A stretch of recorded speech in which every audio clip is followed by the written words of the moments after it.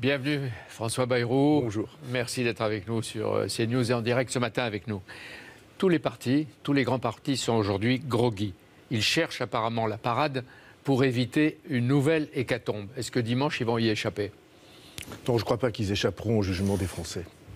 Je pense que dans le tréfonds des citoyens, du peuple des citoyens, qui au fond s'est forgé une opinion au travers de ces derniers mois, il y a la volonté de donner au président de la République les moyens de son action. Pourquoi ? D'abord parce qu'il y avait, on y reviendra peut-être, une très grande lassitude et un très grand rejet des formations principales qui ont fait la politique depuis des années.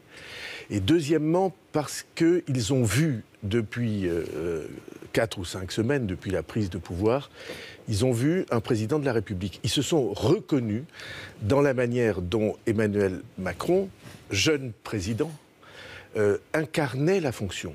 C'est très difficile incarner une fonction. Incarner. Tout d'un coup, on voit dans un homme un président. Dans un homme jeune, vous dites un président. Que c'est fait. Et ce que tous les Français ont vu, à la fois dans la vie politique internationale, dans la vie politique nationale, dans une certaine manière d'être à la fois détendu et réservé. Détendu et en même temps pas sous la pression. C'est-à-dire que la stratégie Macron plus Bayrou, qui était être et de droite et de gauche et du centre en même temps, ça donne des effets et ça recompose la vie politique, le paysage politique. Mais est-ce que ça va plus vite que ce que vous aviez prévu, tous les deux, ensemble, au début ? Non, nous étions optimistes. Vous avez vécu avec nous toute cette période. Chaque fois qu'on allait sur un plateau de télévision, chaque fois on nous disait « mais vous n'aurez pas de majorité. Comment pourriez-vous avoir une majorité ? Vous n'avez pas de sortant ».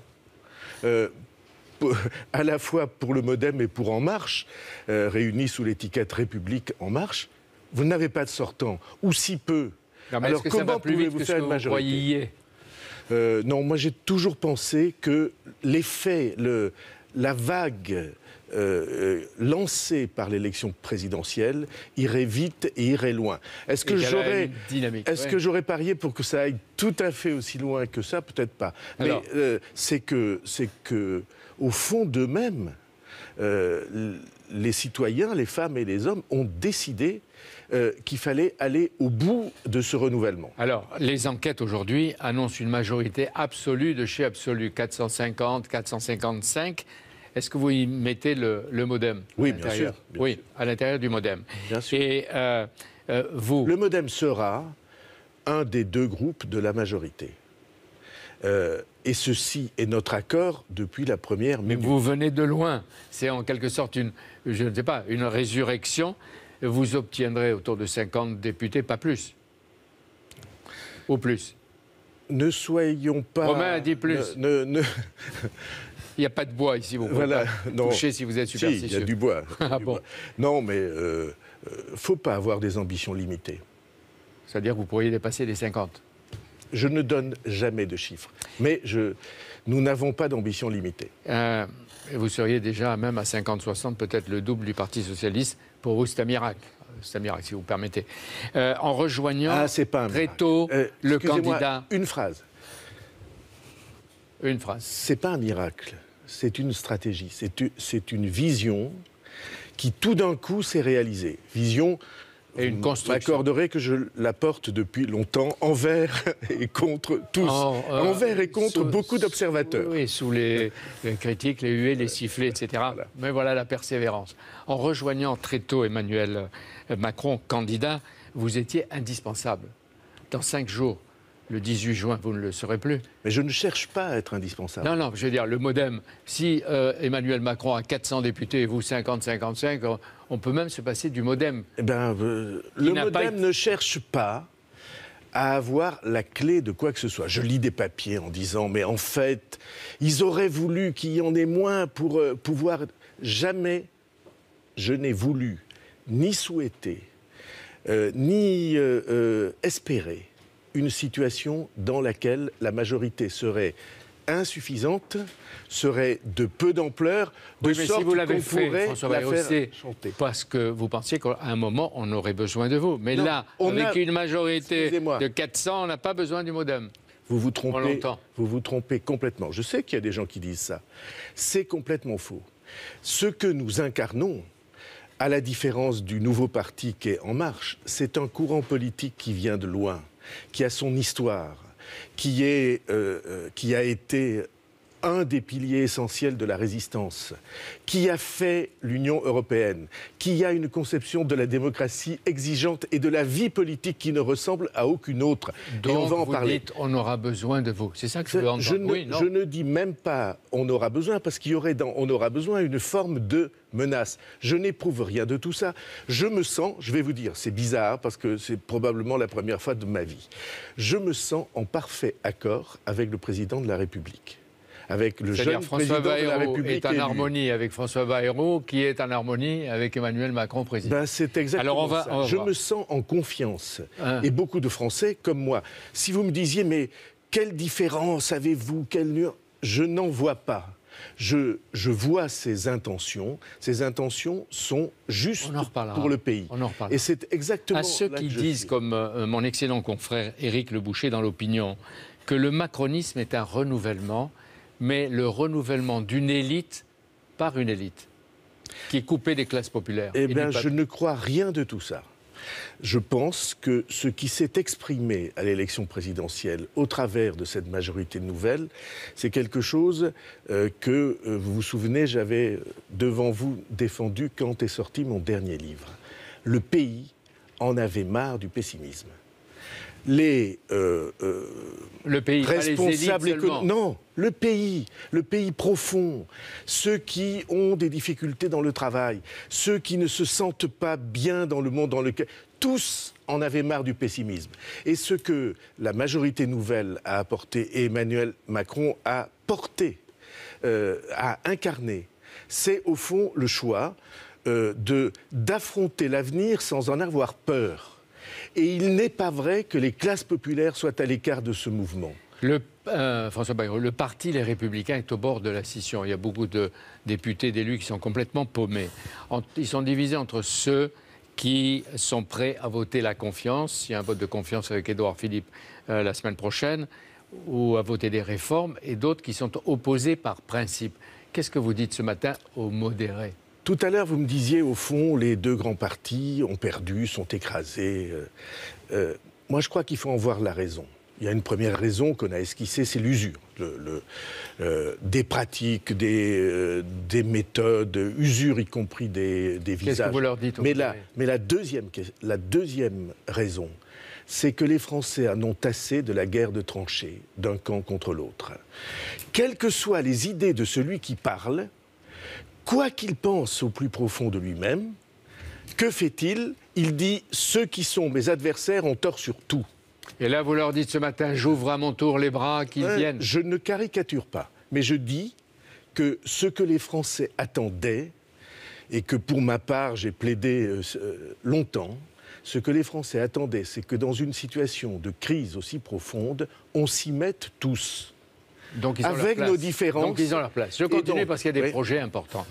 Demain, au Conseil des ministres, vous présenterez les 3 projets de loi de moralisation de la vie publique qui s'appellent maintenant « Redonner confiance dans la vie démocratique ». Les 3 sont prêts? Les 3 sont prêts, bien sûr. Bon. Mais les 3 sont prêts, mais je n'ai pas l'intention que ce soit bouclé, définitivement, fini. On va avoir un débat parlementaire, on va avoir un débat civique. Il y a des formations politiques, En Marche, le Modem, les Verts, qui m'ont dit « mais nous, on veut se saisir de ce sujet et réfléchir avec nos membres ».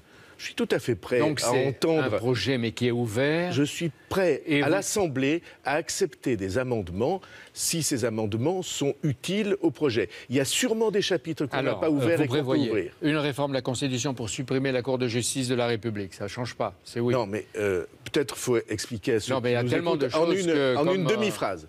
La Cour de justice de la République, c'était une justice d'exception pour les ministres, qui n'étaient pas jugés par des magistrats, mais jugés par leurs pairs parlementaire. Est-ce que ça va? Non, ça ne va pas. Et il faut en sortir. Et il faut avoir une justice... La justice, la même pour tous. La même pour tous, avec les précautions nécessaires. Plus de 3 mandats identiques et successifs de députés, de sénateurs ou d'exécutifs local, sauf pour les petites communes, ça vous confirmez. L'autre projet de loi va interdire de recruter des membres de sa famille pour les ministres, les parlementaires, les collaborateurs de cabinet des élus locaux. Si ce n'est pas respecté, il y a des sanctions? Bien sûr. C'est interdit par la loi, donc il y aura des sanctions. Les députés de En Marche et Modem... Pour une raison très précise, c'est parce que tout le monde a vu que le risque était un risque d'améliorer ses fins de mois en embauchant des membres de la famille. Très bien. Les députés Modem et les députés En Marche viennent souvent de la société civile. Vous vous en flattez. Ils ont des métiers les uns et les autres. Est-ce que chacun ne devient pas à lui seul un lobby? Non, je ne crois pas. Je ne crois pas. Je pense que les gens sont... Vous n'êtes sûr? Je suis sûr. De toute façon, il y aura une interdiction pour que les conflits d'intérêts, ce que vous dénoncez, c'est-à-dire des élus qui se font le porte-parole d'intérêts privés. Il y aura dans la loi un texte qui rendra impossible cette dérive. Alors vous supprimez la réserve de l'Assemblée. J'ai calculé 90 millions d'euros. Les réserves du Sénat, 56 millions d'euros. Mais vous allez créer un fonds d'action pour les territoires et les projets d'intérêt général. Oui. Quelle est la différence? C'est-à-dire que cette fois-ci, on ne verra pas comment les comptes se feront. Qui sera le maître décideur? Les assemblées. Les assemblées de manière transparente, avec des critères et des contrôles, de manière que ce ne soit pas l'arbitraire et le clientélisme qui président à cela. Parce que c'est vrai que souvent, il s'agissait de donner un coup de main à la construction d'une salle commune dans un village. Mais vous voyez bien que ça n'est pas la même chose si c'est clair et avec des critères, et si tout le monde sait à quoi ça sert. Et on retrouve, Monsieur le ministre de la Justice, des innovations qui ressemblent à ce que vous venez de dire. Votre projet sur ce thème innove. Il va créer une banque publique de la démocratie. Au passage, c'est une idée de qui, ça? C'est une idée du ministre qui porte la loi. De moi. Cette banque de la démocratie pourrait accorder des prêts aux candidats et aux partis politiques. Au Front National aussi? Bien sûr. Je ne suis pas souvent du même avis que Mme Le Pen, comme vous savez, sur beaucoup de sujets. Mais sur ce point, lorsqu'elle, et pas seulement elle, demandez à Mélenchon, demandez à En Marche, demandez-nous, dit, mais c'est impossible d'obtenir dans un certain nombre de situations politiques, même quand on a les garanties nécessaires. En fait, c'est impossible d'obtenir des prêts de banques privées. Ça, vous ? Je l'ai vécu, et je ne suis pas le seul. C'est-à-dire Emmanuel Macron, au début, il a Je pense qu'il a été dans le même cas. C'est-à-dire que les grandes banques privées ne soutiennent que les grands partis qui ont pignon sur rue. Non soutenus que cela, ou de préférence cela. N'est-ce pas sans les moyens, la démocratie n'existe pas. Et même si vous avez les garanties nécessaires, garanties qu'on peut améliorer, pousser, faire naître, pour que la démocratie puisse s'exprimer, supprimer cette obligation d'aller faire la queue dans les banques pour dire est-ce que par hasard vous ne voulez pas une banque publique de la démocratie. Monsieur François Bayrou, les partis seront à la merci de cette banque publique de la démocratie, parce qu'elle peut être soumise elle aussi aux majorités qui changent. Eh bien, sûrement pas. Nous allons prendre... Ils deviennent à la botte de cette... Dans le débat, nous allons prendre les précautions nécessaires pour que tout le monde soit assuré. Je prends un exemple. La Caisse des dépôts et de consignation, qui, comme vous le savez, gère le patrimoine des Français. C'est ça, pas le patrimoine du pouvoir. Le patrimoine des Français. La Caisse des dépôts et consignations, elle est sous le contrôle du pluralisme. Donc la banque sera la même chose. Ça sera la même chose, et il y aura toutes les garanties nécessaires pour que personne ne puisse dévoyer la décision de la banque. Au demeurant, si jamais c'était le cas, la possibilité d'emprunter auprès d'autres établissements bancaires demeurera, mais il y aura une déclaration obligatoire. Et les banques, cette banque de la démocratie, est-ce qu'elle pourra prêter aux syndicats ? Je pense que c'est un sujet que nous devons ouvrir. parce que vous voyez bien qu'il va y avoir de grands débats autour des syndicats, notamment autour de la formation professionnelle. Et donc moi je ne verrai que des avantages à ce qu'il y ait, un système public, à condition qu'il y ait des garanties. Parce que ça n'est pas fait pour gaspiller l'argent des Français. En aucune manière, ni l'argent public, il y aura toutes les garanties nécessaires sous forme de caution ou sous forme d'assurance ou sous forme de caution mutuelle pour qu'on puisse avancer. Avec le ministre de la Justice, la loi antiterroriste pour la sortie de l'état d'urgence, elle devait être prête le 21 juin, elle sera prête à ce moment-là. Est-ce qu'il faut, puisqu'il s'agit de protéger les Français qui sont menacés par des terroristes qui se manifestent tout le temps, est-ce qu'il faut accepter une diminution contrôlée des libertés ? L'objet de la loi est de protéger les Français et les libertés des Français. Alors, je vais reprendre cette idée. État d'urgence, qu'est-ce que c'est ? C'est une période d'exception dans laquelle un certain nombre de libertés peuvent être amoindries ou suspendues. Liberté de manifester, liberté d'avoir son domicile personnel protégé, et on peut ainsi faire la liste. Or, cet état d'urgence, en raison de toutes les règles de droit et constitutionnelles, il ne peut être que temporaire. C'est la règle. C'est pour ça que vous faites cette loi antiterroriste. Il s'agit d'en préparer la sortie, qui est légale, qui est obligatoire. Mais il y a une chose que nous ne pouvons pas faire, c'est amoindrir la défense de la société française contre les terroristes qui nous menacent comme ils menacent toutes les sociétés européennes et occidentales. Le calendrier ? Eh bien, la semaine prochaine, le 21, nous l'examinerons au Conseil des ministres.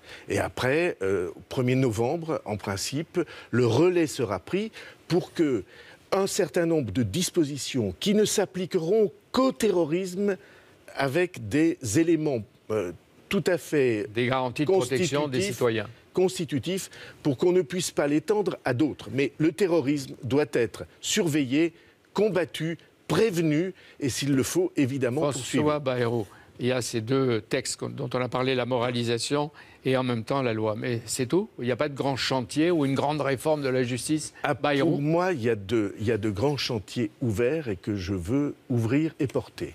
Le premier, c'est le statut du parquet, l'indépendance des procureurs.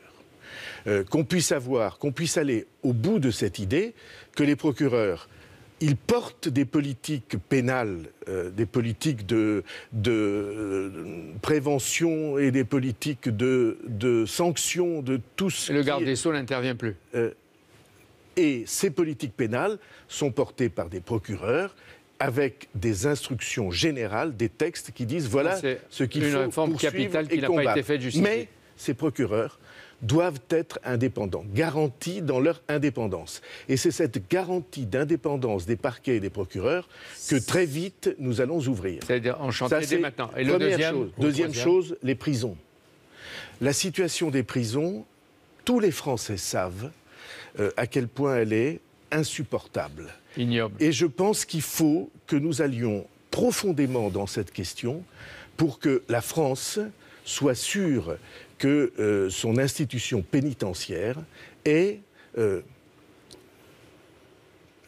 responsable, solide, et qu'elle peut remplir le rôle qui doit être le sien en respectant ce qui doit être respecté, ceux qui doivent être respectés, et en étant en même temps une garantie pour la société tout entière. Je veux non seulement ouvrir ce chantier, mais qu'on aille au bout de ce chantier. Et puis il y a peut-être une dernière chose. Je pense que l'administration de la justice, le fait qu'il y ait tout le temps des textes qui sortent et qui se multiplient, doit être celle-là aussi interrogée. Et c'est vrai que Jean-Jacques Urvoas, vous avez laissé très grand chantier. une soixantaine de pages, il en avait parlé ici même à CNews. Entre l'Élysée, le gouvernement et des journalistes, beaucoup ressentent une sorte d'agacement réciproque et de tension croissante. Vous-même, est-ce qu'il est vrai que vous avez appelé directement un de mes confrères ? Quand je vous appelle directement, vous ne trouvez pas qu'il y a... pas pour m'engueuler, parce que je peux répondre. Mais voilà. Pourquoi je veux dire une seule chose. Je suis un défenseur de la liberté de la presse. Je l'ai été toute ma vie.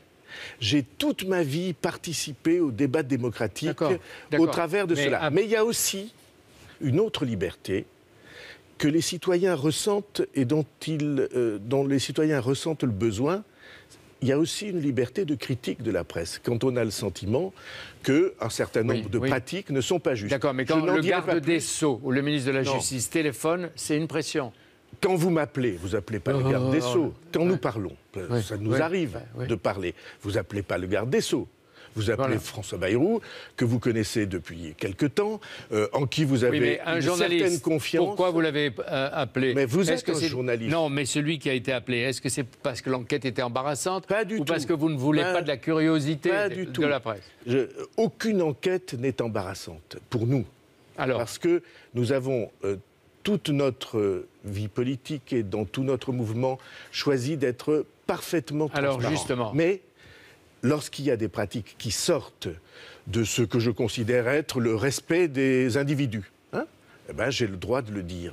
Parce que ça n'est pas en devenant garde des Sceaux, je ne suis pas devenu le muet du sérail. François Bayrou, et nous non plus. Alors, je n'ai pas perdu mes émotions, je n'ai pas perdu mes enthousiasmes, je n'ai pas perdu mes indignations. Eh bien alors, et je ne là, est-ce que vous serez indigné ou en colère si je vous demande où en est l'enquête lancée contre le Modem et contre vous-même? Aucune enquête n'est lancée contre le Modem et encore moins contre moi. Il y a une enquête qui a été ouverte par le procureur pour vérifier si une dénonciation anonyme, je veux rappeler ça, était fondée. Alors cette dénonciation anonyme, elle a une caractéristique particulière, c'est que tout le monde sait, tous les journalistes savent, qui est l'auteur de la dénonciation anonyme. L'affaire remonte à 2010-2011, c'est une dénonciation, vous dites anonyme, parce que le journal du dimanche citait Mathieu L, donnait le prénom, mais pas et l'initiale du nom. Vous savez qui c'est? Non seulement je sais qui c'est, mais vous le savez. Non, mais il a été un de vos collaborateurs en plus. Tout le monde le sait. Et il y a une chose. Donnez le nom. Il y a une chose. Moi, je ne pratique pas la dénonciation. Qui va le donner? Mais je dis une chose. On va rester dans le brouillard? Mais non, mais vous allez le donner si vous faites votre travail. Ça n'est pas ça la question. La question, ça n'est pas qui est le nom. La question, c'est quelle est la fonction de celui qui pratique la dénonciation anonyme. Et c'est peut-être la raison pour laquelle on protège cet anonymat. Qui protège? Les journalistes qui savent très bien de quoi il s'agit. On protège cet anonymat-là parce qu'on s'apercevrait alors quelle est la vraie nature de la dénonciation 3 jours avant le premier tour des élections législatives. Donc c'est une opération politique. Vous l'avez dit. Et il suffit de regarder quelle est cette fonction. C'est une opération politique ou un règlement politique à quelques jours du vote? C'est exactement l'impression qui est la mienne, mais je n'ai pas le droit de m'exprimer et ne m'exprimerai pas sur cette affaire. Non, mais on sait le prénom et le nom. Voilà. Cette personne a travaillé avec vous. Oui, bien sûr. Aujourd'hui, vous dites cette fonction. Où est-il? Vous voulez que je dise? Parce que ça, je l'ai lu. Le dire, oui. Il travaille à la mairie de Paris. Non. Il est un des collaborateurs directs de la maire de Paris. Ah, c'est pas en plus, c'est pas à la mairie. C'est pas à la mairie. Donc vous avez dit que c'est une opération politique. Donc il y aurait derrière Anne Hidalgo. Il pourrait se faire qu'il y ait un lien entre ceci et cela. Mais quel intérêt y aurait-elle? Des élections législatives. Vous avez suivi dimanche dernier les élections législatives? Oui, c'est-à-dire regardez les gens qui se présentaient et ceux qui ont été éliminés. Vous aurez peut-être des réponses aux questions. Donc, opération politique, la mairie de Paris et peut-être le maire de Paris. Attendez, non. Il y a une enquête. Cette enquête est conduite par des responsables, des magistrats, des policiers... En France et au Parlement européen aussi. Et des policiers en qui j'ai toute confiance. Oui. Et je sais que tous mes collaborateurs, au travers du temps, sont dans une situation parfaitement transparente. Que tous les contrats de travail, que tous les bulletins de salaire, je l'ai offert 10 fois, sont à la disposition de qui veut. Et il n'y a rien de plus simple. Pourquoi vous ne les rendez pas publics? D'abord... pas vous, mais au Modem. J'ai dit, ils sont chez nos avocats et c'est très facile de les consulter. Donc ils seront publiés. Si vous-même, vous êtes interrogé. Est-ce que vous accepteriez, s'il le fallait, être auditionné? Sans aucun doute, je demanderai au Conseil des ministres l'autorisation d'être entendu parce que je considère qu'on doit répondre aux questions que les magistrats vous posent. Mais avec le risque d'être interrogé par des magistrats qui dépendent hiérarchiquement de vous? Non, il se trouve que non. J'ai demandé, par instruction écrite, de ne pas être tenu au courant de l'évolution de cette enquête. Vous savez que la loi fait qu'un certain nombre d'indications sur les enquêtes remontent au garde des Sceaux. J'ai demandé par instruction écrite, depuis déjà plusieurs jours, que, s'agissant de cette enquête... Vous attendez à être peut-être appelé. Mais est-ce que ça veut dire aussi que si la justice souhaite entendre les députés MoDem, qui sont aujourd'hui 2 ministres de la Défense, Sylvie Goulard, et Marielle Sarnez de l'Europe, elles peuvent être également entendues? Nous avons toujours répondu à cela. Vous estimez que vous n'avez rien à vous reprocher au MoDem? C'est pas que j'estime. J'ai une certitude que les magistrats établiront. Oui. Et ce matin, vous dites qu'il n'y avait pas, de la part, à l'époque, de Marielle Sarnez et de Sylvie Goulard, 2 ministres aujourd'hui, ou peut-être de vous-même, l'utilisation d'emplois fictifs au Parlement de Strasbourg. La preuve est très facile à établir. La preuve est très facile à établir et je n'ai aucun doute qu'elle sera établie. Quelle est la nature de vos relations aujourd'hui avec Emmanuel Macron, candidat devenu président de la République? Je vous ai dit, rarement dans ma vie, j'ai été en confiance aussi spontanée avec un président de la République. C'est l'idylle, quoi. Non, je ne dis pas l'idylle, tout ça. Ce sont des citoyens, des hommes, des femmes, qui partagent un idéal, qui croient à la même chose, qui ont entre les mains la possibilité de le mettre en œuvre. Donc ça va au-delà du pacte que vous avez conclu au début. Oui, mais c'est vrai. Attention. Or, ça va être... Nous savons que ça va être difficile, et tous les Français le savent, tous ceux qui nous regardent savent que ça va être difficile. Ils savent que la situation n'est pas bonne. Et qu'on va vous attendre aux résultats. Et on c'est là que vous serez découvrira jugé à les 450 bientôt. ou 500, Vous savez que la Cour des comptes va rendre un audit de la situation réelle du pays. On verra ce qu'il en est. C'est difficile, c'est exigeant, mais nous sommes déterminés à aller jusqu'au bout du renouvellement profond que la vie politique et la société française attendent. Et faites attention parce que tout nouveau, tout beau. Il faut que ça, oui. il faut que ça dure. Mais on se reverra. Mais vous Merci savez d'être bien, venu. il y a des moments, ça a été le cas à la Libération, ça a été le cas en 58, où le pays a tellement besoin d'une refondation. 1980. Refondation. Cette refondation, elle est là.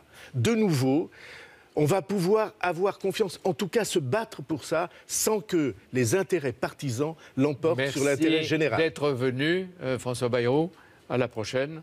Et demain, je recevrai la nouvelle ministre du Travail, Madame Muriel Pénicaud. Merci.